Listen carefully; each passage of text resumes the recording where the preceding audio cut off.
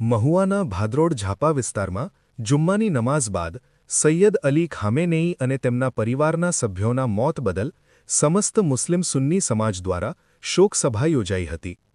America ઇઝરાયેલના હુમલાને વખોડીને શહીદોને શ્રદ્ધાંજલિ અર્પણ કરવામાં આવી હતી, જેમાં અલીરજા બાપુ અને હસમતભાઈ કાબરિયાએ રોષભર્યા નિવેદનો આપ્યા હતા.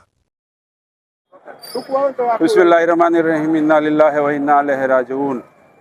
આજનો આ સમસ્ત મુસ્લિમ સમાજના નિગરાનીમાં આજે જે આ શોકસભા આયતુલ્લા સૈયદ ખામનાઈ સાહેબના શહાદતના મોકા ઉપર જે આ પ્રોગ્રામ યોજાયેલો, એની અંદર તમામ સમાજના અને તમામ મુસ્લિમ સમાજના બધા રોજદાર ભાઈઓ આવી કડકડતી ધૂપની અંદર, આપણે કડકડતી ટાટ કરી એમ કડકડતી ધૂપની અંદર 1 કલાક સુધી ઊભા રહ્યા અને શ્રદ્ધાંજલિ આપી.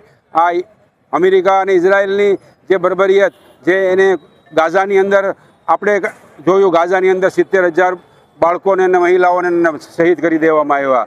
અને આજે આ ઈરાનની અંદર આપણા ઉમ્મત મુસ્લિમીનના જે આજની સદીના જે મોટા ઓલમા છે એને શહીદ કરી દેવામાં આવ્યા. ખાસ કરીને આ શહાદત જે ખામનાઈ સાહેબની શહાદત થઈ, એ ખરેખર આખા ઉમ્મત મુસ્લિમીમાં માટે બહુ દુઃખની વાત છે. અને બચ્ચાઓ જે દાખલા તરીકે સ્કૂલની 170 દીકરીઓને શહીદ કરી દેવામાં આવી. અને આજે પણ આ લડાઈ આ ચાલુ છે એની બરબરિયત. આપણે અલ્લાહ પાસે દુઆ કરીએ કે અલ્લાહ આ ઝાલિમોને જલ્દ એના કેફે કિરદાર તકને એને પહોંચાડી દે અને જલ્દી નાશ કરે.